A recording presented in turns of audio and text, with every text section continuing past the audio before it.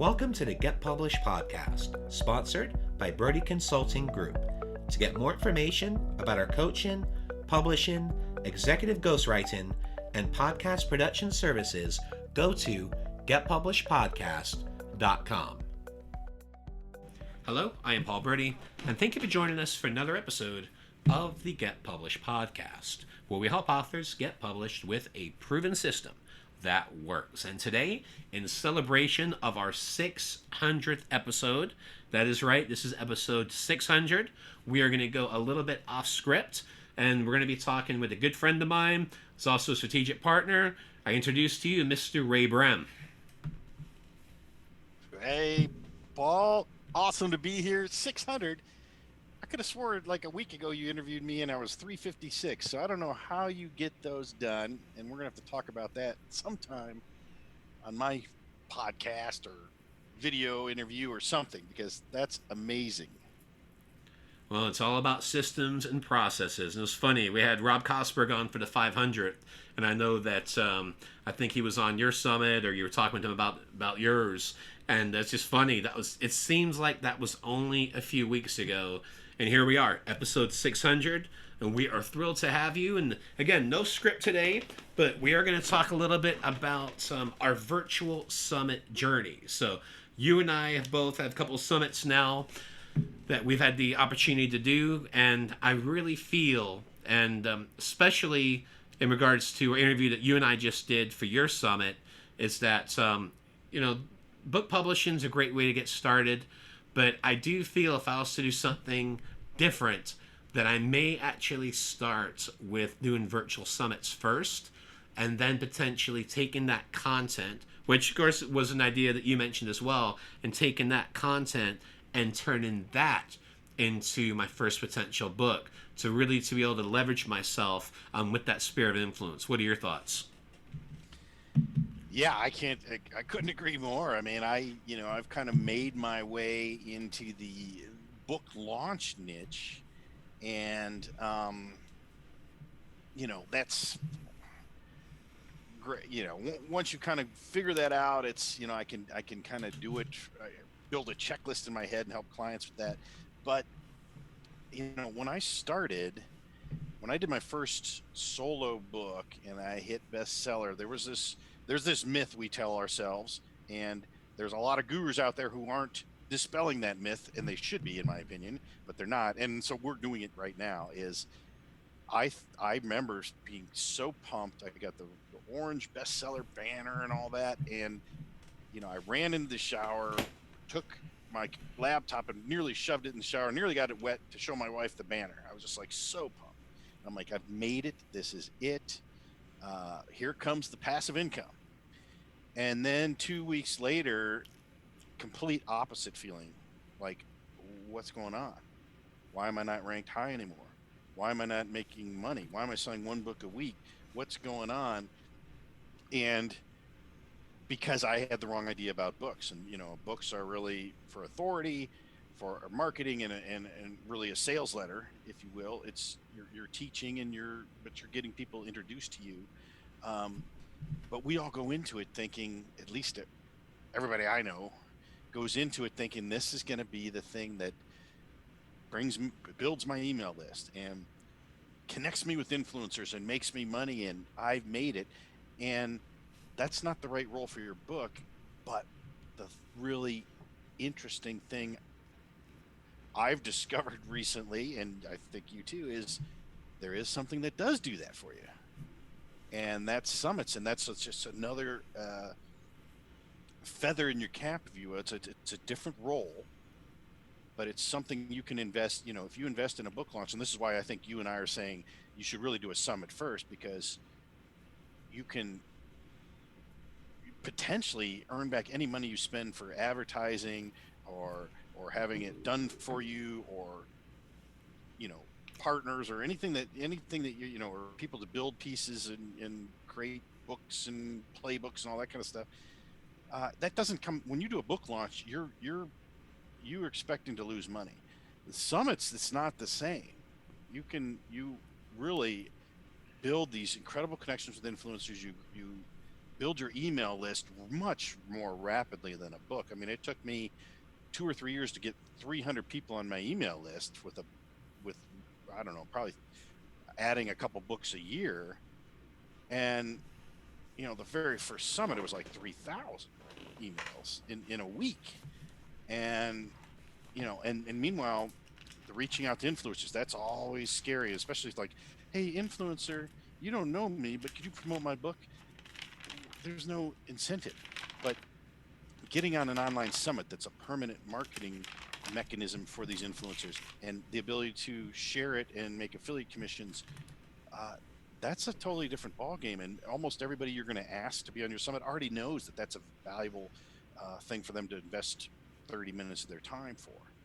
Well, So, and then of course the premium passes and all that, making the money. yep. It's that's a different ballgame, and it was kind of like, what I had hoped a book would be. That was incorrect. The book helps me. Hey, I'd like you on my summit. I'm the author of this book.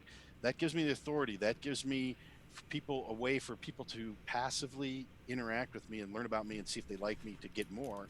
But the direct approach to emails and influencers and making some money from an actual launch of something is a summit. Exactly. And just to unpack a couple of things with that, you talk about front end sales. I mean, one of the things that we all had to learn the hard way is the main point of your book, again, is for your influence, your brand, to build your business. And you can accomplish that as long as you have those strategies with focusing on the back end, with utilizing it for lead generation. But you're absolutely right. In terms of royalties, they do tend to taper down.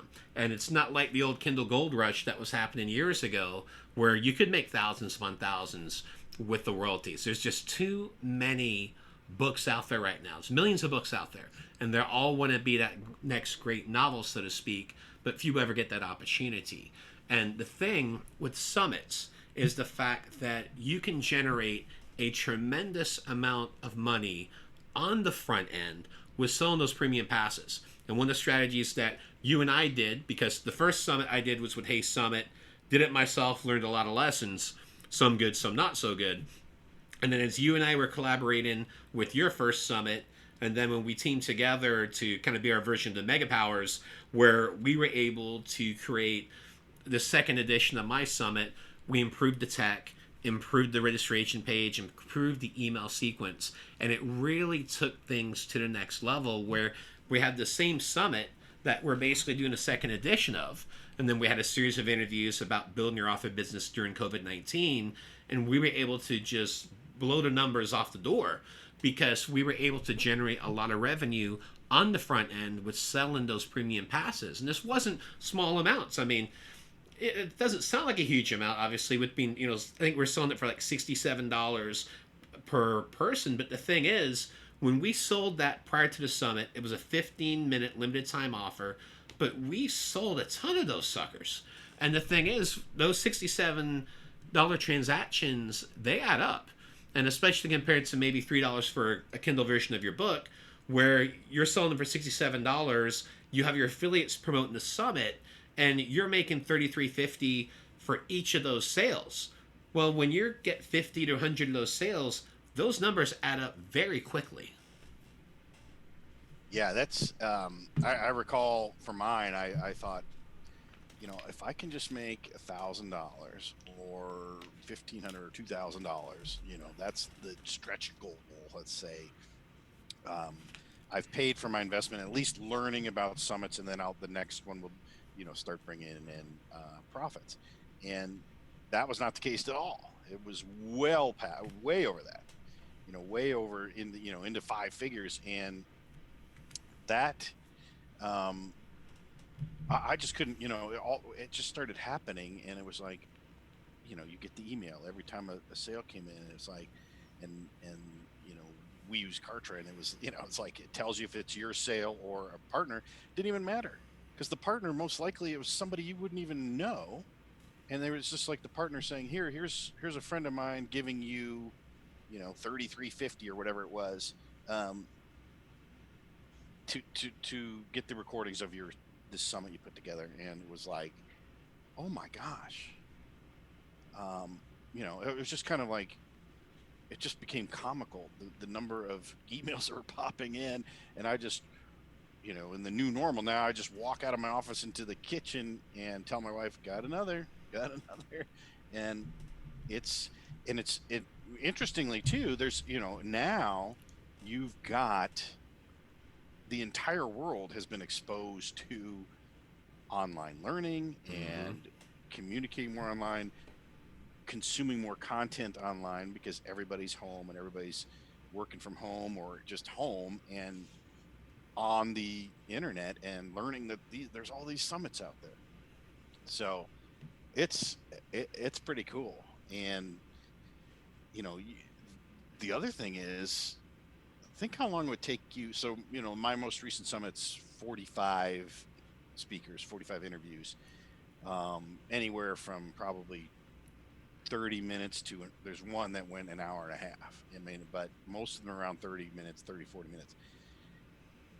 Think how long it would take you to, one, come up with the idea and then create that much content, because we're talking probably, 20, 25 hours of content. It's just stunning. The endless list of benefits of, especially hosting your own summit, but also being on other people's summits as well. Well, and I think the biggest thing too is spirit of influence, because you really are seen as an expert. I know we utilized the example before where we were talking about fantasy football on your summit when we did our second interview. But it's like the same thing. It's like when you're looking for fantasy football players, looking for receivers or running backs that have the most touches, because it gives you the most opportunities. And that's the same thing with Sphere of Influence. With your summit, you've done 45 interviews. Well, the thing is, yes, your guest is being featured, but Ray is also being featured 45 times. And you get that Sphere of Influence, and it takes things to the next level. I mean, would you tell our audience about the example of the product that you sold at the end of your summit and the difference that it made, because you offered that product previously, but then you offered it a second time after your summit, and I believe you had some pretty big results with that. Yeah, so I had a product.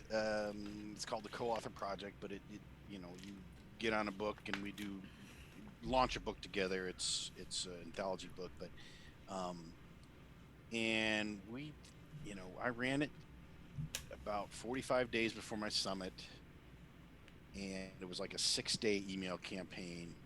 Did okay, and right after the summit, and this is like, you and I, when we work with people now, it's like we want to know what they're doing the week after the summit, because that's like that drives everything. But I didn't know at the time. Like, I just got to get through this summit. COVID had come out, everything. Like, it was just, world was in chaos, and I had no idea what I was doing with summits. And I'm like, I just got to get this summit run, and then I'll worry about it. And so summit went, and we did, well into 5 figures. And I said, well, I don't even know what to run. It's Monday morning after the summit. Actually, I had extended it to Monday evening, so I should say Tuesday morning after the summit. I'm like, okay, I think I should run some kind of promotion here, and I've got all kinds of stuff that fits, because my summit was about profiting from your book. And I said, I've got some products that I could recommend of other people's that I'll get a commission on. Great, great. And I said, I kind of got this sense, and that my authority's up right now. Let's just rerun this other thing again and get some more authors on this book that we're going to do. And we ran it again. I ran this exact same emails. I just started them on that Tuesday and had a deadline of that Sunday. So it was like, that's 5 days. Maybe it was Monday. I think it was a 6-day campaign, but did 5 times the number, exact same emails. 45 days later, theoretically exact same list. Now my list did increase because of the summit, but most of the people that bought, I think, were already on my list, and it was just something that tipped in their head my authority. Like, I should probably go ask them what made them do it, and maybe I will at some point. But I think that they just said, this guy's legit. He just interviewed all these people and some really big people. I think I will co-author a book with them. So it's that authority peak, I'll call it. That's what we do. You and I do, Paul, with clients. It's like, before we start anything, what do you want to sell the week after the summit, and who do you want to sell it to, and then who can we get that has those type of people in their audience to be speakers. And it seems so simple, but if you're just kind of piecing this all together yourself, it gets, that can get overlooked. And I got lucky because I had the right product for the audience. I had collected the right speakers to make all that work. But that's the summit is the thing that launches the thing. And meanwhile makes you money and list and gives you authority and connects you with influencers. But the bigger picture is, and by the way, I made more that week after the summit than I did from the summit, about 50% more. So that those 2 weeks were just really life-changing for me, because that was then that I decided, one, to pivot to helping people with summits, especially if they want to launch their book, but two, that, hey, this is something that should be in your quarterly or semi-annual or annual plan, that you've got a summit that you're constantly showing your authority, building your authority, making new connections, and of course making some money along the way and adding to your email list. Exactly. I mean, the thing is, you and I are both multi-time best-selling authors. We've gone through the publishing experience, and it's been great. But the one thing that I would do differently would be, I would consider, especially if I'm using it to launch a business, that specific book, I would start with the summit, and then I would do the book after that, whether that's going to be transcripts or the best of, or utilizing case studies from that summit. There's just a lot of pieces that you can do. But again, this positions you with that sphere of influence. It positions you as the Ellen or the Oprah. And the great thing, this can be done in any field. So digital marketing. I was joking around in your show talking about basket weaving, but it's one of those things where anything that you could possibly think of that you want to turn into a business, then go interview some of those top people, interview some people in that area, and then create a summit out of it. And the main thing you need to get started with a summit is Zoom. Get Zoom, get a decent webcam, and as long as you have a good Wi-Fi connection, then you can do it. Because the one piece of advice I always give, the first thing you have to do is get those interviews done, and then worry about the rest later. Because obviously it is tough. There is quite an infrastructure involved, especially if you want it done right. If you want to use one of those type of services where you can learn how to do it yourself, then great. I had a good experience with Hey Summit, but it didn't convert to the level that I knew that we had in terms of the quality of speakers. So that's when you and I started working together for that second edition and utilizing Kartra and taking those templates and things, that we were able to truly maximize the value that we were given with those speakers, but also having that visual look to make sure that it was going to convert, that it did make sense with our brand, and it did convert with our audience. It definitely did that. Yeah, I think, you think about it, it's that landing page, and then the deadline funnel where it, gives them a 15-minute chance to get a huge discount on your premium pass. That's your book cover. That's the cover. The cover matters, and we're both in the same boat. We were both going Hey Summit. You just happened to be going ahead of me, and I think I decided about a week before yours was about to start that I just couldn't deal with Hey Summit, and I took a chance. I didn't even have I just took a chance that it could be done in Kartra, and that took a lot of logical work that maybe Hey Summit had some of that built in, but we both got to the same place eventually. And part of that is because you and I were on a summit together, we got to know each other, became friends, and then we started sharing ideas, and then we started working together. That's the other amazing thing about summits and connections and influencers.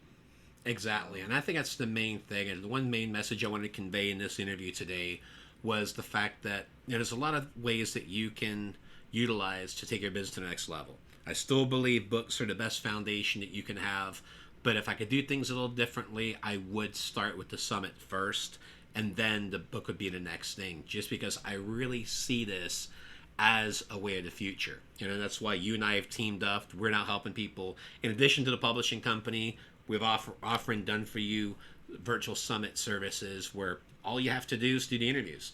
We do everything else. We help you create the questions, do all the backside of it, help with the email templates where basically you just get on there and you're positioning yourselves as the Ellen or the Oprah, because that is how strongly I believe in this. And especially with COVID and everything going on with that, virtual is the way of the future, and I think people really need to start pivoting in that direction.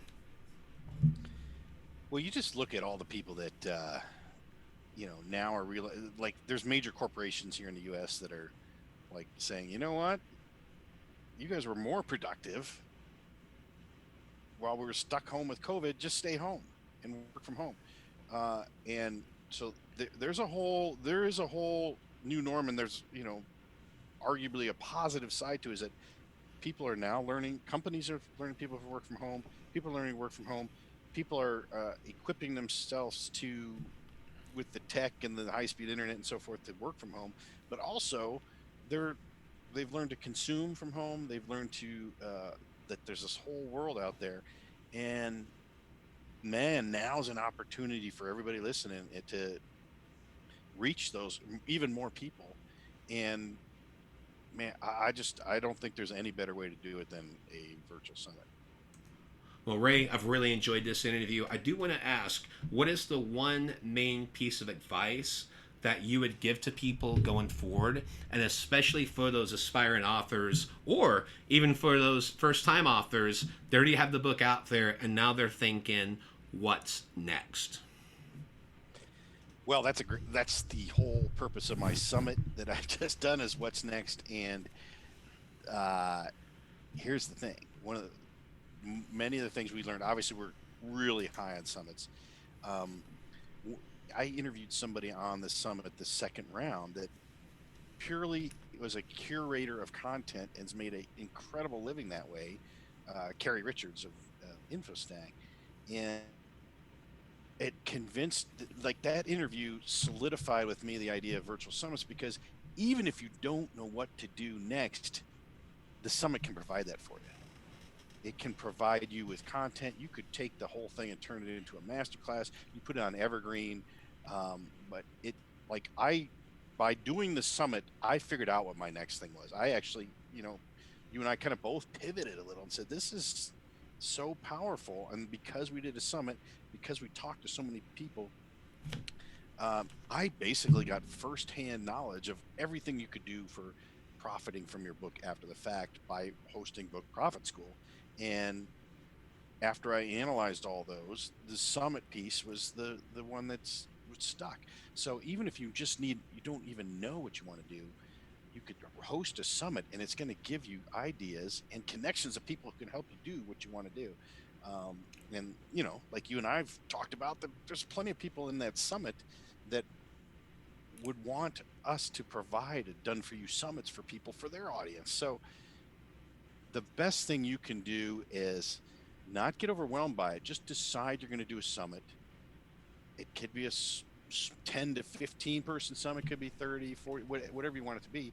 But whatever obstacles you run into, get help, and just get that first one done, because you and I made so much progress by getting one under our belts each. Yeah, and it's one of those things. It's just like after your first book, you learn so many things, and then you can implement those into your second, to your third, and to your fourth, and utilizing that same concept. I mean, I already know of several things I want to do for the next version of the summit, because it's one of those things where you do it the first time, then the second time, and then after that, it's just like riding the bike, and then it's just making things better and continuously to progress it over time. Yeah, it's fun, but and it can be maddening, because it's like I'm in the middle of launching my next summit, and I already got like ideas like, oh, I should stick this in there. It's like, can't do it. I can't overcome. But the idea flows just starts moving as you're exposed to all these other superstars that you're interviewing, as you're doing things and trying to make it better. you start making a list for the next one, and none of that would have happened had we not got that first one done. Absolutely. And this episode is going live on Monday, July 20th. So this is actually the first date of Ray's Summit. So Ray, where can people sign up for your summit? Great point. So why don't you go to bookprofitschool.com/Paul, and you can register. I don't know what time we're live, but we are rolling. You get 48 hours for each day's videos. We've got 9 a day, and they are awesome. In fact, today I talked to Navid Moasis. He's a virtual summit guy. It's great. We talked to Troy Broussard about creating an app, and we talk to Angie Norris about creating your own TV show. I mean, there's just an incredible amount of things to do. And by the way, I originally wasn't going to be Book Profit School. It was going to be like how to build authority, and they was going to talk about books. And Navid, he taught me how to niche down. And I said, what I really want to know is how people are making money from their books.